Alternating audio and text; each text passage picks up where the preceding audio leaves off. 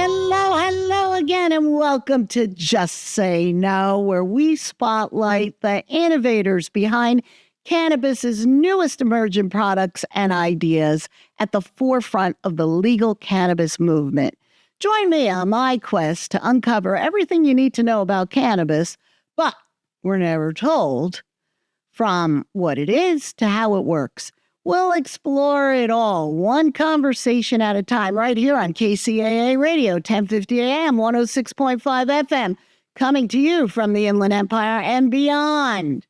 I'm your host, Maria Calabrese, and today we're going to explore how cannabis and fine wines are surprisingly similar, yet offer uniquely different ways to unwind and connect. We're also going to unpack why low-dose THC products can be a game changer when it comes to creating joyful, stress-free moments, especially during special occasions. And yes, we'll even touch on how cannabis can make parenting during the holiday season or any busy season a little more manageable. And here's a thought for the holidays. What if we all just stopped apologizing so much? We're going to discuss why owning your choices, cannabis-related or not, is the gift that's going to keep on giving. Joining me today is Liz Rodrigo, the visionary founder of Cali Lily, a luxury cannabis edible line. Liz holds the unique distinction of being part of the small yet powerful group of female founders representing only 20% of funded companies. While women have made historical strides, much like the cannabis industry, there's still a lot of work to do and a long way to go. Liz is going to share her passion for refined experiences and empowering women to enhance their lives with cannabis unapologetically. Whether you're a consumer looking for answers, a canna mom looking for support, or a budding female founder seeking inspiration, this conversation matters because it affects us all. So get cozy, but not too cozy if you're driving, and get ready for a lively conversation that'll inspire you to rethink, recharge, and of course, know cannabis and maybe even yourself a little better. Because what we've seen take place in the cannabis industry over the past several years has been the most rapid transformation of any sector. By 2020, Bank of America and Merrill Lynch estimate that will grow to $35 billion. And many experts believe it could eventually reach $200 billion each and every year.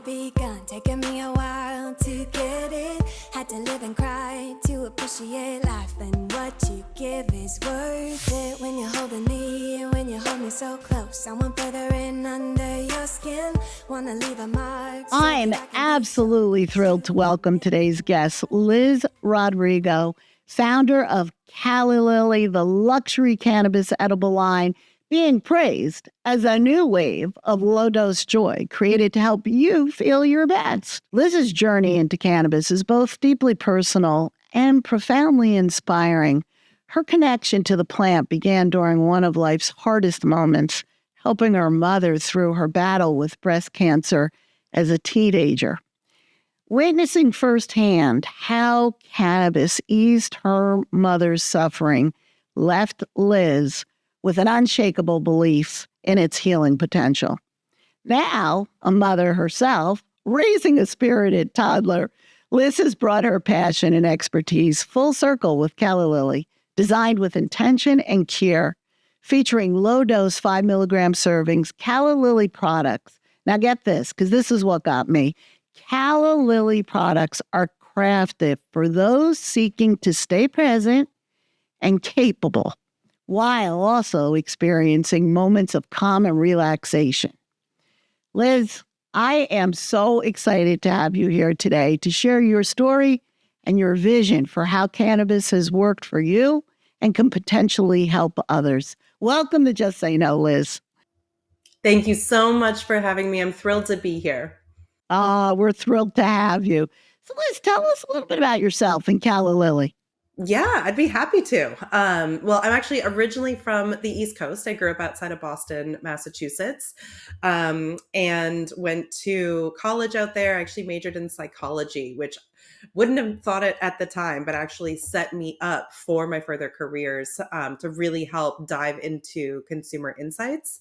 And while I always was fascinated and really enjoyed cannabis, it was never really on my mind as a career path. And so I went through career paths through selling luxury items at auction houses, even working at an architecture firm, and then finally decided I needed to grow up and get a big girl job. So I went to business school in Virginia. And that's how I found my way into the wine industry. And so I worked in brand management at a few different wineries in California, which really led me, I think, to my calling. I was able to get some fantastic experience, but really am now excited and very passionate about applying that to the cannabis space, and specifically to really make it more approachable and empowering for female consumers.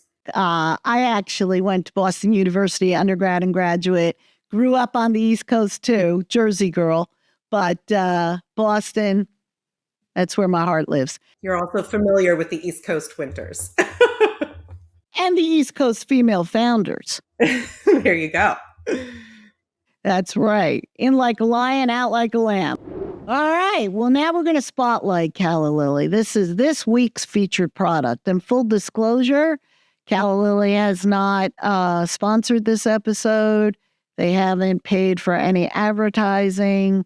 This is purely because I found the product, I met the founder, and I want to put well-meaning brands together with consumers looking for products that are going to enhance their life. And you should only support trustworthy brands. You should know who is behind the brand. How is it manufactured?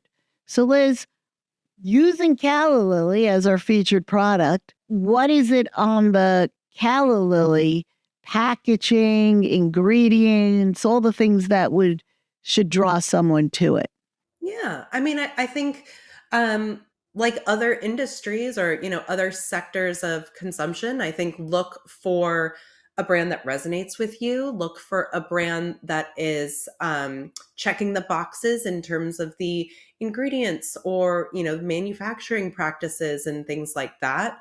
That work for you. And with dosage, if you're a newer consumer, look for a lower dose, look for something that you can cut in half or something like that that's going to make the experience more enjoyable for you, and just find something that's going to work for you. And for Calla Lily, like I said, like we're very focused on the ingredients. We were very considerate when we were choosing a manufacturer of who we wanted to work with, and someone that was going to produce something really high quality, but also consistent in the effects, which is something that, certainly I don't think is as prevalent now, but in the past, inconsistency was something that was a big issue for consumers when it came to edibles. But we're really proud of the product that we've made and so excited to share it with consumers in California. We've gotten some really amazing feedback that has made me and blush and my heart feel really warm. But people have said it provides a really beautiful mouthfeel experience for the texture and the flavor, that it can be a moment of luxury and kind of creating that ritual for someone, whether it be at the end of the day or, for sleep. We have a gummy that's really beautiful and helping you sleep, and can have the jar on your bedside table, and something to enjoy right before you go to sleep. But the experience particularly in the feeling that it provides, people call a beautiful elevation, which I think is such, really captures the feeling in a really great way. And it's a moment of intentional luxury. So allowing yourself a product that can be a moment of self-care, a moment of, enjoyment, relaxation, or connection without necessarily worrying about waking up hungover or not getting a good night's sleep. But it's taking care of yourself and doing so in a way that you don't have to apologize for is really, everything that we're looking for here at Cal Lily. Yes, and I have to say, I did sample the dozing off. Now, I haven't taken a lot of THC or CBD gummies. I'm not a big gummy candy fan. I wouldn't even call it a gummy. I don't even know what to call it. The mouthfeel was incredible from the moment it touched my tongue to the moment I bit into it. What do you use to sweeten it? It was just the flavor was unparalleled. Yeah, I mean, it's just there is sugar in there. It's not, a zero sugar element by any means, but also important to remember the goal is to only take, one or two or half or something like that. So I had to keep reminding myself during our, development stage, the goal isn't for someone to keep popping a million of these. It's so, we're not too concerned with, like you said before, it doesn't need to have artificial sweeteners or something in there. I wanted it to be as natural as possible. The flavor, but what got me was the texture. My mother-in-law was in assisted living. A lot of the older people did not want to try gummies. Their daughters were trying to give them gummies because they were afraid of the crowns in their mouth. This was not like a gummy. It was like a jelly in the middle. I can't even, there's nothing that I can compare it to. There's no reference point. It was a very refined experience. It was luxurious. It's 5 milligrams. Now, when you say low dose, my experience, low dose is for someone who's experienced in taking cannabis. 5 to 10 milligrams is considered a low dose. But for a lightweight like myself, or I know myself and how I react, or for someone new to cannabis, like you said, you're in control. You figure out what your low dose is. Even on your website, in the tips for beginners, you talk about starting low, low and slow. And there's no peer pressure. The texture in this lends itself to making it so easy to cut in half. I always start an edible at 2.5 milligrams, and it was very easy to cut this in half. It's a beautiful experience. So tell us, you have 3 different ones. You have Dozing Off, which is a star fruit flavor. So yes, so we have Dozing Off, which is for sleep. So it has 5 milligrams of THC and 2 milligrams of CBN, which is a minor cannabinoid that really is quite helpful in sleep quality. We have End of Day, which is for kind of liken it to getting home from work, kicking off your heels or shoes and pouring a glass of wine. It has 5 milligrams of THC and 5 milligrams of CBD. And then our Happy Hour, which is my personal favorite, is exactly what it sounds like. It's more uplifting and really wonderful at helping you kind of connect with friends and feel more enlivened and focused. And it has 5 milligrams of THC and 3 milligrams of THCV, which is I'd say maybe relatively newly discovered minor cannabinoid that has a beautiful effect of feeling more energized and focused in your energy. I'm very excited about the promise of THCV and weight loss, but we need more studies. But Oh, yes, absolutely. That's interesting. Can you tell us a little bit about the flavors of each? Yeah, so we wanted to incorporate flavors that were kind of higher end and really globally inspired. So we have kaffir lime for our happy hour, so channeling some of those, margarita vibes. We have elderberry for our end of day, and then star fruit for dozing off. And I just couldn't help myself with the, star and star fruit and sleep and nighttime. I just, had to get that in there. Hey, it's got intention behind it. That's substantiated for certain. Well, it's a beautiful line. Thank you. It's unapologetic. So let's just dive into giving your background in the wine industry. So how do you see the wine and cannabis as being similar? Yeah, I mean, it's absolutely. I think through this transition, I've really been able to see a lot of those similarities, which has helped me tremendously in getting Calla Lily off the ground. And I'd start by saying that I think they're both used in a variety but very similar settings. There's so much emotion that can be connected to it. What you often will turn to alcohol or cannabis when you're feeling really happy, when you're celebrating something, or maybe when you've had a tough day or are sad about something else. You turn to both of them when you're with friends and looking to connect. I think they can both be very useful in all types of those settings. And they're also, using some of my marketing language, very ego based. With so many different brands in both industries, you're able to gravitate and pick ones that really speak to you, who you are as a consumer, and what we call your emotional need state, and what it is that you're looking to kind of fulfill through that experience. Yes, but unlike wine, if you're using it for emotional support, could be a slippery slope, correct? Absolutely. Of course. Yeah.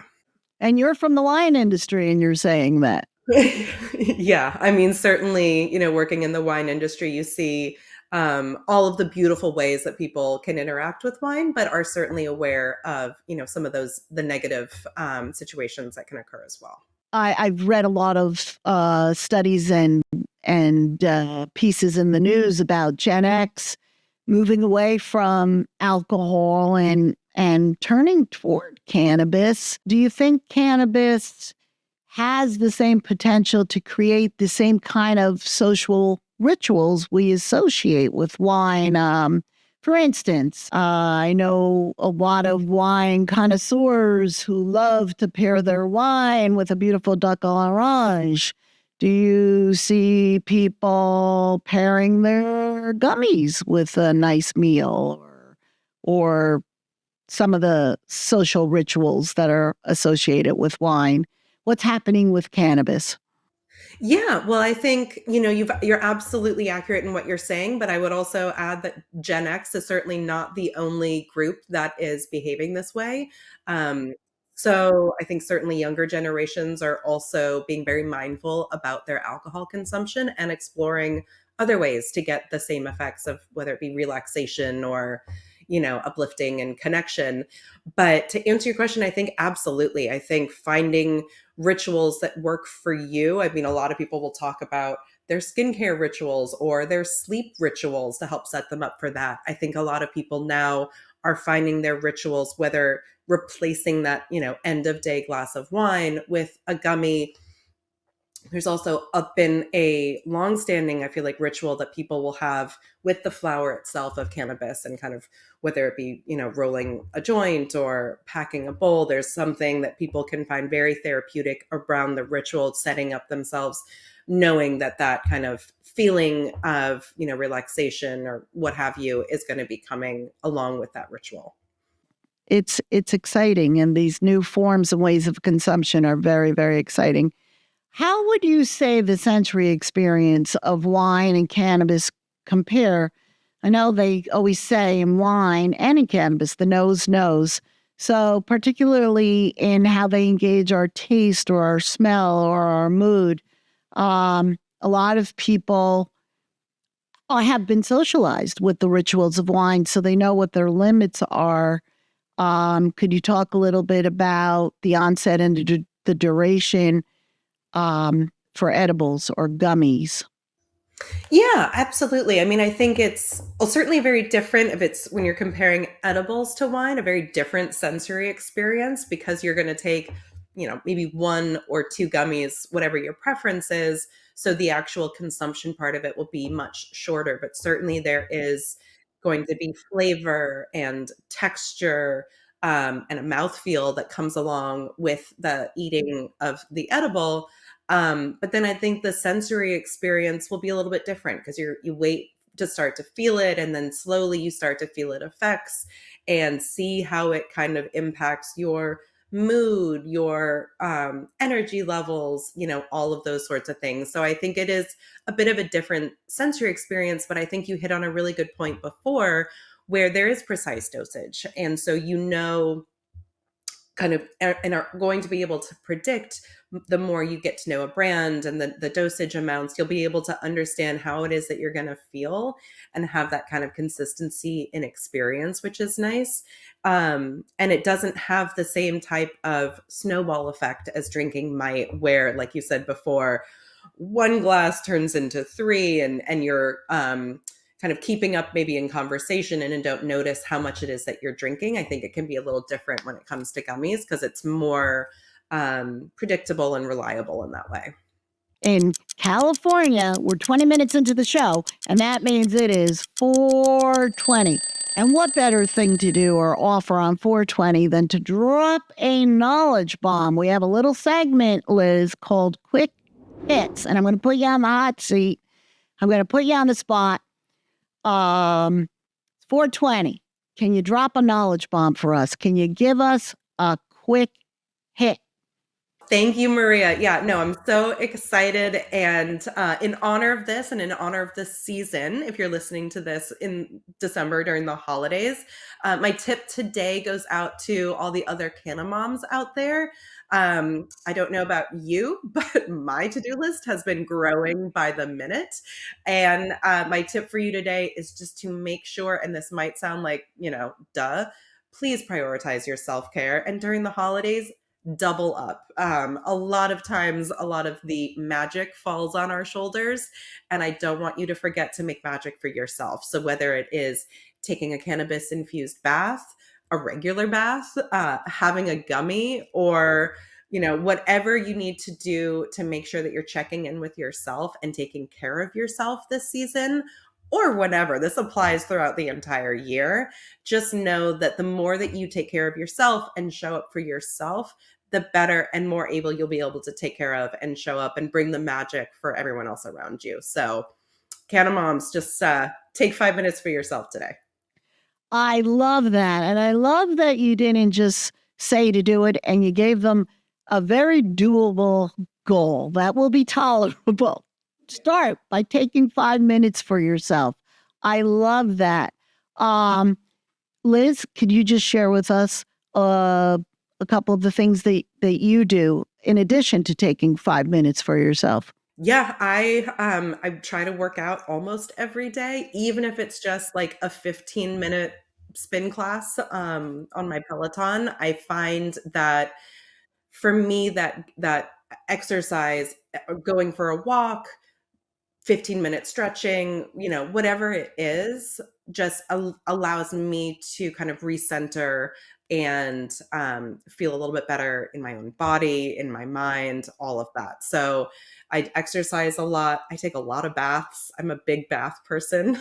And whether I'd say the other thing that I do that my husband always makes fun of me for, I play a lot of games on my iPad. So that's kind of how at night I will, and my godmother always, hits me up with the latest and greatest games. But just playing a game on my iPad, even if it's like 5 or 10 minutes, brings me joy, distracts me, and allows me to just have fun for myself for 10, 15 minutes. I love it. And it's such great advice. It's a great tip, and it's a great knowledge bomb, because what I take away from it is I'm seeing a theme here. I love that you have low dose gummies and your goals are doable. We don't have to overdo it. It's about finding balance. I love that you said 15 minutes a day, maybe on the Peloton, because when I hear anything in excess of 15 minutes, I'm out of here. It's overwhelming to me when I hear you have to do it 30 minutes. And I love the self-soothing. I love the baths. And I'm a Candy Crush girl. So maybe we will connect. And I will say, being new to cannabis, I did get addicted to video games, but I've never felt an addictive reaction to cannabis. Go figure. All I would right. agree with that. Right? Right? Absolutely, absolutely. Now, when we were talking about the different ways to consume cannabis or the different social rituals compared to wine, wine's used to wind down or try to feel a little less social anxiety, maybe in a social setting, so that you could connect. But it seems that cannabis compared to wine is more versatile. Can you speak a little bit about that? Yeah, absolutely. I think you hit it on the nose in that there's so many different types of occasions or different types of feelings that cannabis can elicit. And I think for me, the biggest thing is that there's a little bit more of a lightness or a softness to the effect or the experience than I often get with alcohol. But I think you can have it when you are looking to relax. You can have it when you want to be creative and maybe do some kinds of art projects, or if you need to be focused and uplifted, if you're like going to be cleaning the house or something like that. Like it can, because there's so many different types of strains and minor cannabinoids now, there's so many different types of effects that you can experience. So I think there is a wonderful versatility in that for cannabis. And I think the other thing is there's not as much or maybe no of the pretentiousness that can sometimes come along with wine. That's certainly not saying that it's always there, but I do think that that's a connotation that a lot of people associate with wine.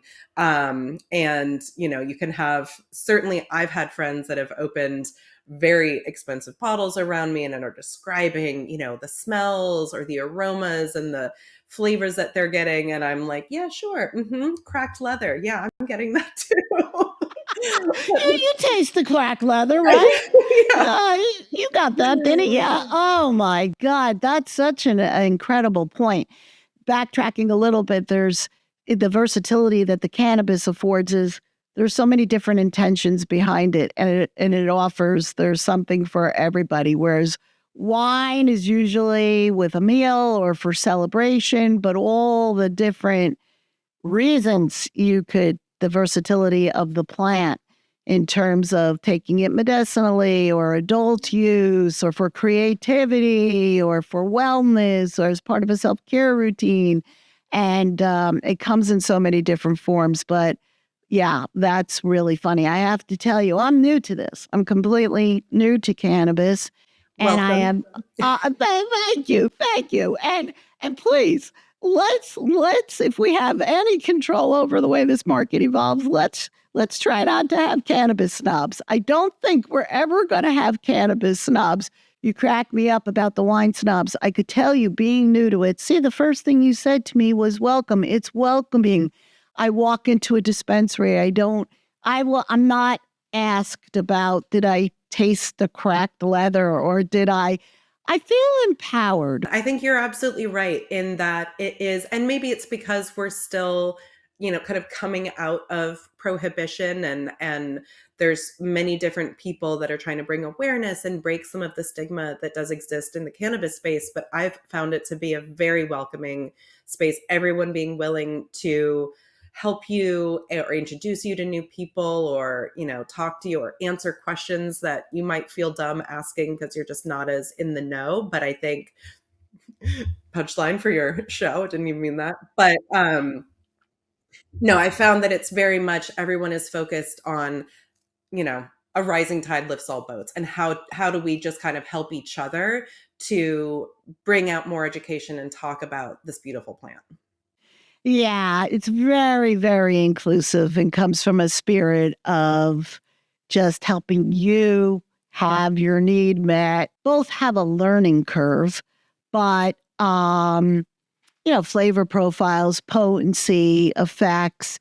How can people new to cannabis approach it with the same kind of curiosity and enjoyment that they do with wine?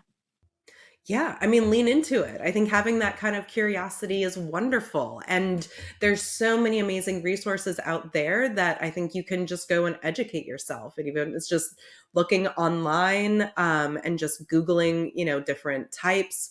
All almost all dispensaries, I would think, have their menus online. So you could even start exploring and then have another browser open to be Googling, what does this mean? Or, finding the answers to that. Calla Lily, we have really tried to create a website that is for those that are newer to cannabis. We have a ton of resources on there, from FAQs to a glossary and articles about, starting with, I'm a first timer, like, what should I expect? I'd say Buddhist is another wonderful app that you can download, and they're doing a lot of reviews. So if you're curious about a particular product, you could go on there and see if there's any kind of information that you could get to understand, how the effect might be or what the experience. And I know that you have put together a beautiful library of information on, the podcast website, so people could check that out as well. But I think educating yourself, but having fun with it and exploring and trying different things, and just kind of taking a poll of, how'd that make me feel? Did I like it? Should I try it again? Or should I try something else? And when you're going into a dispensary, bud tenders are, I've always found, so helpful. There's not that intimidating factor that you get sometimes when you're wine tasting or something like that, that they're really curious. What is it you're looking for? How do you feel? Or, how are you looking to feel? They're there to help you and guide you towards the right product. So I'd say, don't be afraid of just going in and walking up and saying, hey, I'm new. I don't know what I want. Can you help me figure it out? And I will guarantee that they'll help you figure that out. All right. Well, finishing up on what we were talking about, the importance of education, and I appreciate your shout out for Green Bee Life, but I have to shout out to you guys. I mean, I understand you're sponsoring a profile series of female bud tenders in the MG magazine beginning this month in December. We'll have a link for our viewers, because I think they'll be able to get it through your press section of your website. But tell us about this profile series on female bud tenders. Tell us a little bit about that. Oh, thank you so much for asking about it. We've been so excited to work with MG Magazine, and we are profiling female bud tenders in the Southern California area, which has been wonderful, both to meet them, but also hear their stories about what got them into the industry, what they enjoy about it, how they enjoy interacting with consumers, particularly female consumers. And what it is that they've been learning and noticing throughout their time. So it's been wonderful to both highlight them and draw attention to the work that they're doing, because, like all industries, I think the cannabis space needs more of that. It does. And for consumers out there, you really want to know who's behind the product you're supporting. And I can't say enough about Calla Lily and about Liz, who really tries to pay it forward. She's got a tough road to hoe. Any well-meaning brand trying to pave the way while there's federal inaction and a patchwork of inconsistent laws, it's a challenge. So we're going to, as an industry, succeed together or fail individually. And Liz, Calla Lily, it's a beautiful brand that you have and a beautiful mission that you're on. And I love that you guys are sponsoring to profile female bud tenders. This is, it's a medicine, it's a refined experience. The plant is multifaceted. It should not be marginalized. So I'm going to make a little plug to deschedule it, not reschedule it. Before legalization in California, women were exploited. It would be the girls in the bikinis on Venice Beach bringing you into a funky looking booth where there's a doctor to give you your medical marijuana card. It's a serious plant. It improves people's lives. The genie's out of the bottle. And so women need to be empowered and not exploited the way they were. So I love that you're profiling. It's you have a new wave of cannabis in your innovative product, but there's a new wave of bud tenders, and there's a new wave of respect for the women going into those roles. Liz, I agree with you about holiday stress. For me, it often feels like I'm trying to run a marathon in flip-flops. And a great deal of the season's magic, as you mentioned, falls to all of our mothers and wives out there. Let's face it, moms, they make it happen and they make the moments magical, but it shouldn't be at a great cost to them. And nobody wants that. So, how can low dose THC products help create a more relaxed and balanced holiday mood or mood in general? Why low dose THC gummies? Well, first, I just want to I love that description of running a marathon in flip flops because that's sometimes what it feels like. I mean, the holidays are a magical time, but they also come, especially for moms or parents of all kinds. It comes with a lot of pressure and a long to-do list, as do many other times throughout the year as well. But like you said, I think there's a lot that falls on our shoulders to take care of this time of year. And I think low dose THC products can be such a beautiful pairing because, like I said earlier in the podcast, they can add a feeling of lightness or softness around some of the stress that tends to come, with life any time of the year, but particularly the holidays. And I think there's many different ways that you can integrate them into the life, the day to day. So you could have one before setting off to cook a big family meal. You could have one before doing a big, gift wrapping marathon and put on some of your favorite music. But I think that there's a way that you still feel in control while also just having like the softening of the edges or a lift of some of that stress that you can kind of feel that, not everything's going to get done and I have to go run and do this. It just makes you feel like, yeah, I got this and I'm going to have fun while I do it. So I think that it's a beautiful way having low dose edibles to still tackle everything on your list, but do it with just a different feeling and a more of a lightness and a sense of if I'm going to have all of this to do, I can at least do it while I'm feeling better and have fun with it.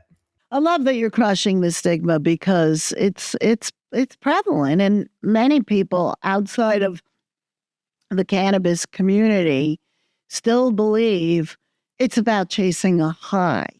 And, there's nothing wrong with that. There's a time and place for everything. But like wine, it's not, you can't reduce it to spring break, drinking out of a box, waking up on the side of a street on a curb. I don't mean to bash spring break, but that is, anything could be used responsibly or not. And just because in cases where wine is misused, I love this conversation and I love speaking with you. And I love that you're bringing the potential for low dose. And as you said, it's a versatile plant. There's so many different uses, right? And applications. And it's not just about,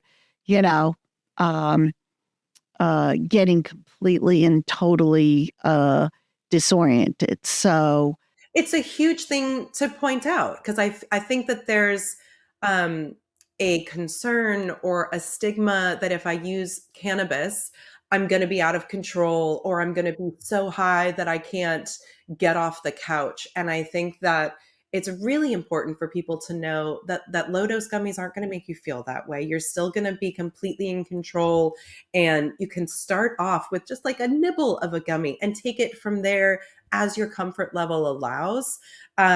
But you can make it work for you. And by using it isn't mean you're automatically going to subscribe to, a cannabis culture that doesn't work for you. It's still you. It's still your lifestyle. It's still your culture. And you're just integrating it into it as you would wine or a cocktail or something like that. Amen. The first time I spoke to you, I was hooked when you explained it as this product is for people seeking to stay present. I said it in my opening because my favorite thing about your brand is for people who are looking to stay present and capable while experiencing a moment of calm and relaxation. Yeah. Absolutely. And I think it also brings about a more openness. Like there's when you're connecting with other people, whether it be family or friends, I think that there's just this different feeling that you get. I've never seen someone, using cannabis get really angry or really violent. I have seen that sometimes with people that are drinking. So um, just something to think about. So it adds a bit of softness, which, without intoxicating you, making you cognitively impaired, just make a little bit of softness. Just some people can use a fine wine for that or a Chardonnay. I've heard the expression Chardonnay moms. They don't suffer the same stigma that cannabis moms are up against. Speaking of moms and dads, parents who consume cannabis, particularly in states where it's not legal, they face, Liz, I'm sure you could tell me more about this, societal and legal challenges. So, have you experienced personally the stigma as a parent using cannabis? And how do you hope to challenge the stigma through Calla Lily? Yeah, I mean, I'm very lucky to live in California, so a state where it is recreationally legal. So, I certainly don't have any stories that I'm sure parents in other states would have around the stigma or the difficulty in getting it. But for me, I think it's really challenging and quite frustrating when I see examples or see it negatively referenced in all types of media, especially, movies or TV shows when drinking, even binge drinking is celebrated. The memes around a Chardonnay mom or my mom needs a margarita are all funny. I laugh at them as well. And yet having a low dose edible is, criticized or could threaten, you taking care of your child. Well, to me, that's just comical. But I think it's very important to work against that stigma and bring about education. Having podcasts like this and talking about the effects and how you feel, and me sharing real life examples of how I incorporate cannabis into my life while still being a present and in control parent, I think is really important. And at Calla Lily, we're working on a couple of different fronts to try to do that. First, like I mentioned before, education and all of the resources that we have on our website, talking about low dose, talking about how to be a beginner, how to find cannabis in a way that will work for you, and empowering women to do that exploration and have fun with it. I think emphasizing the fact that low dose is just that. It is a low dose, and it's almost equivalent to having half of a glass to a glass of wine, in kind of that type of effect of that you're going to feel.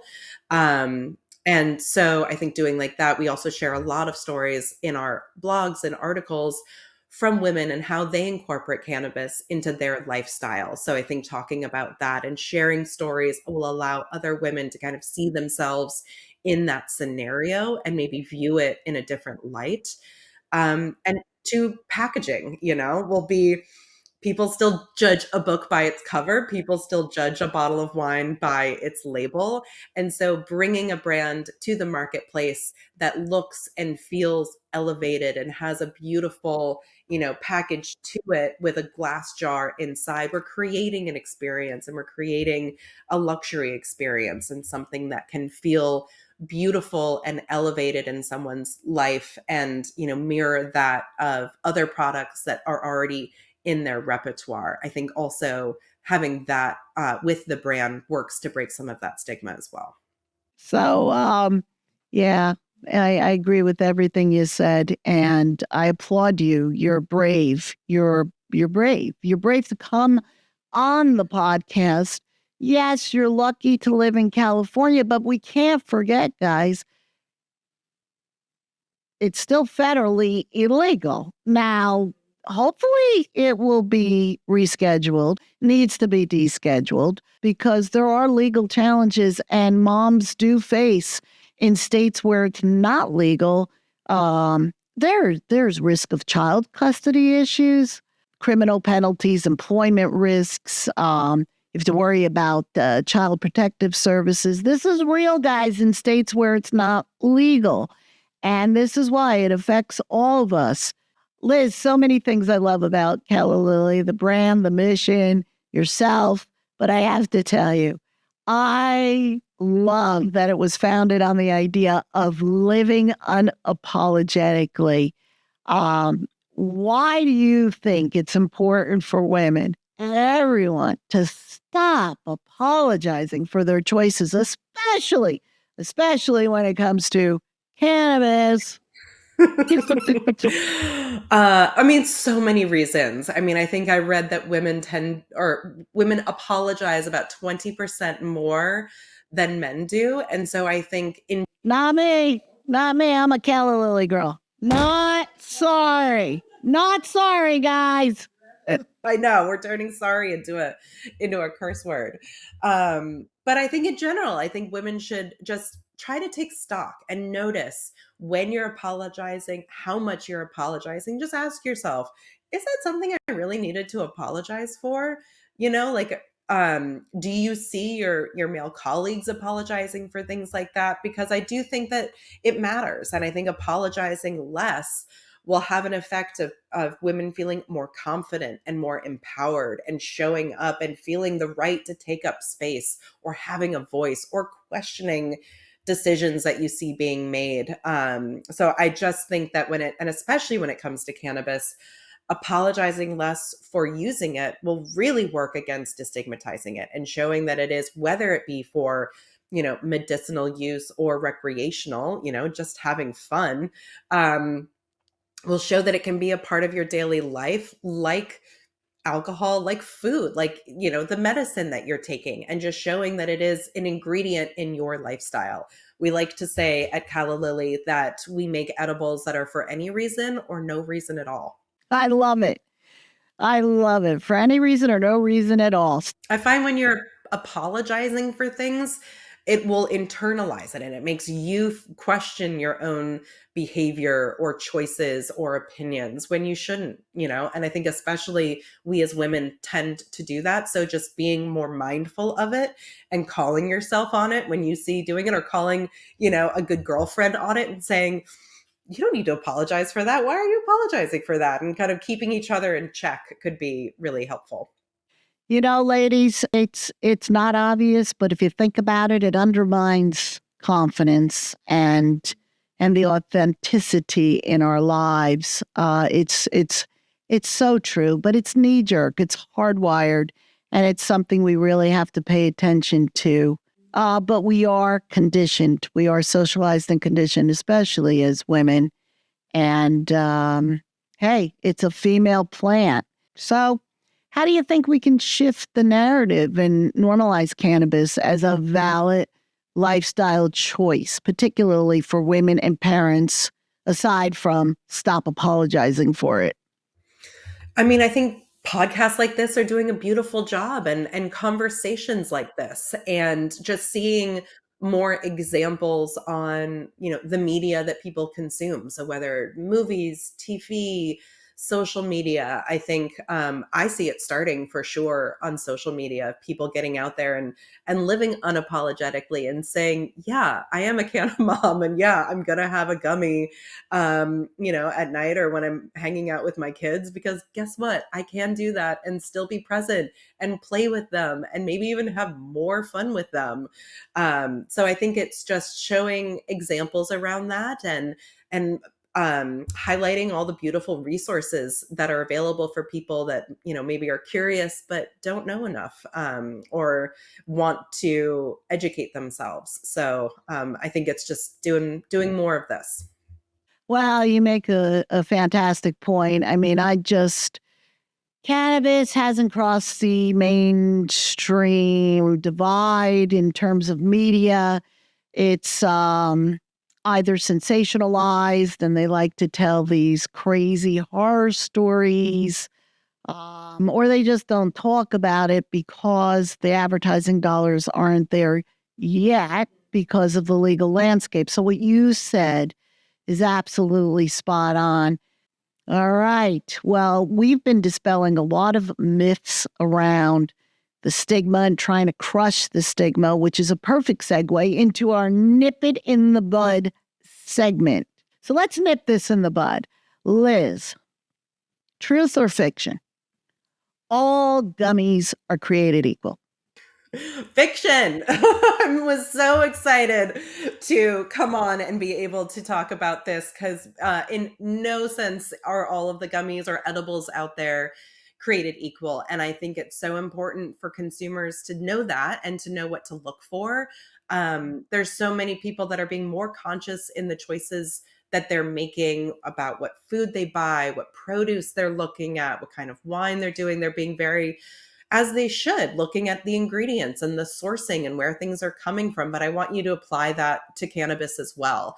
And I think a lot of times, some of the big brands that are out there are mass producing these gummies and they're using cannabis inputs that are distillate, but they're made with the use of solvents. And so the gummies that you're getting do still have trace amounts of those solvents, like butane in there. And so knowing that and just having more of an understanding of what broad market gummies are made of will help you make purposeful choices. And speaking for us at Calla Lily, of course, I can really only speak specifically to what we're doing. We were very particular about the inputs that we were using.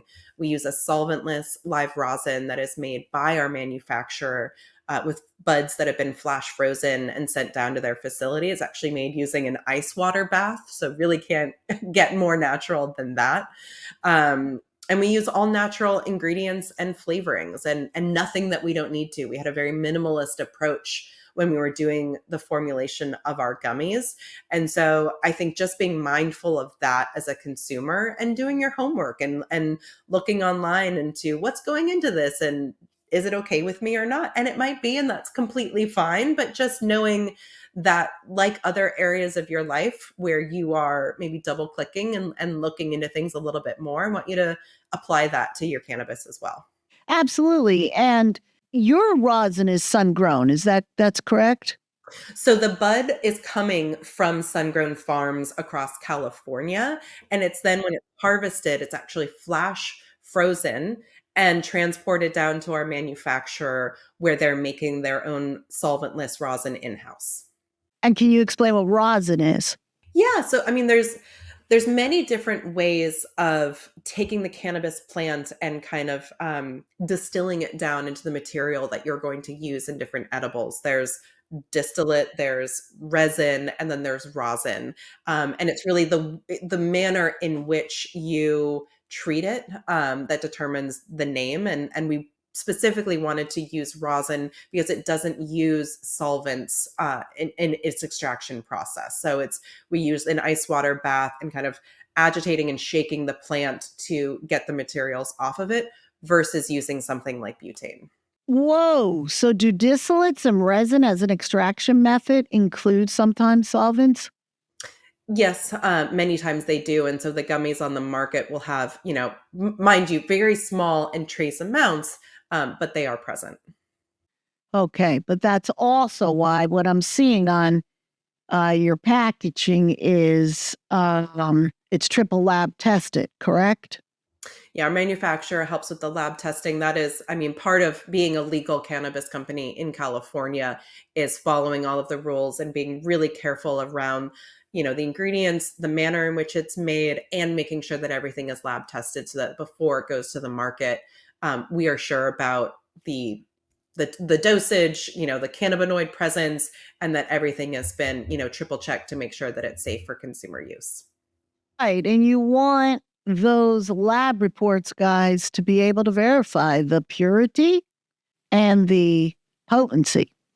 So what are the best ways? Just what are some of the best ways for consumers to advocate for themselves in the cannabis market so that we can have more well-meaning brands and female founders?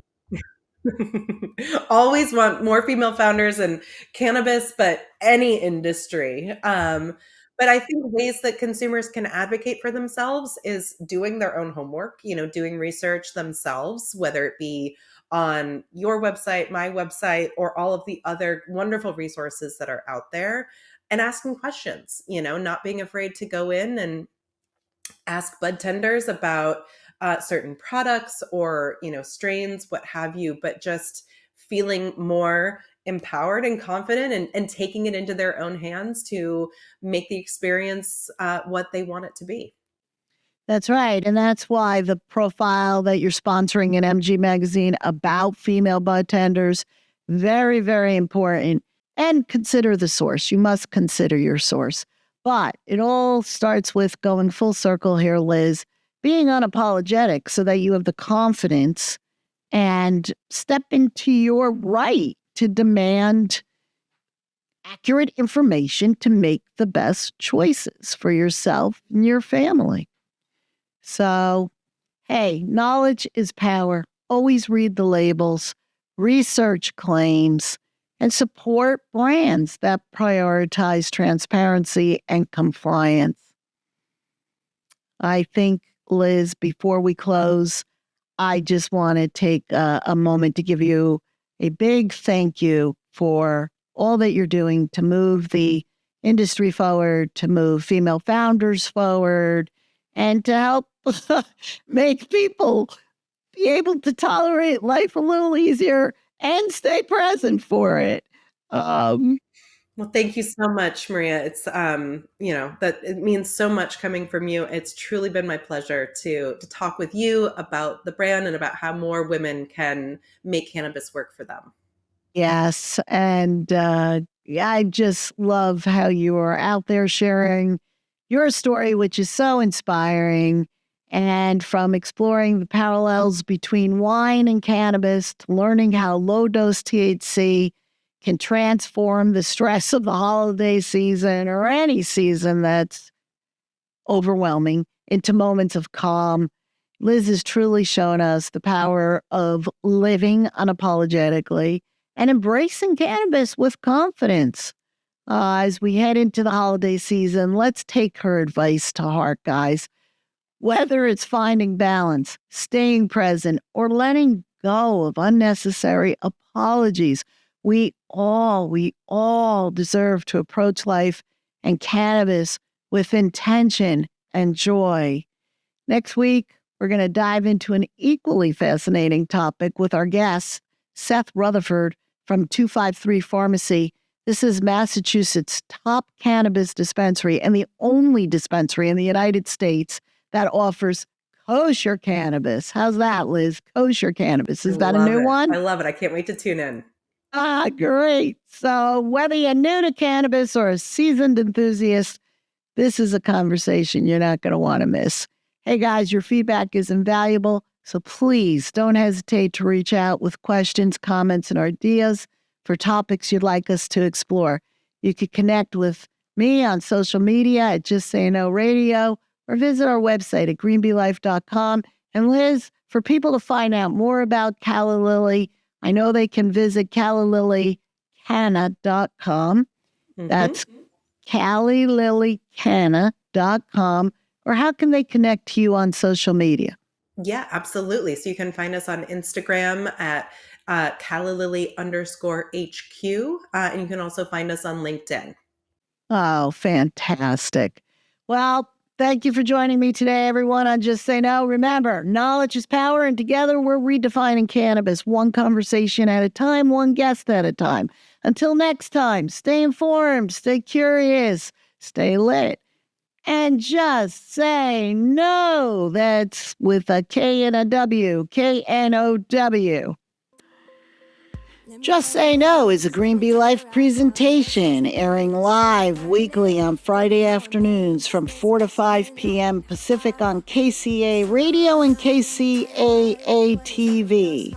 Archived audio episodes are on Green Bee Life, greenbeelife.com, iHeartRadio, Spreaker, and most third-party major platforms. For archived videos, check them out on GBL TV, on Green Bee Life, YouTube, and Rumble. To follow us, our Instagram and Facebook is at Just Say No Radio. To apply to be a guest on the show or for sponsorship and advertising opportunities, go to greenbeelife.com/ Just Say No. And feel free to reach out to me, Maria, for any questions. I'm at maria@greenbeelife.com or call me at 818-758-6925.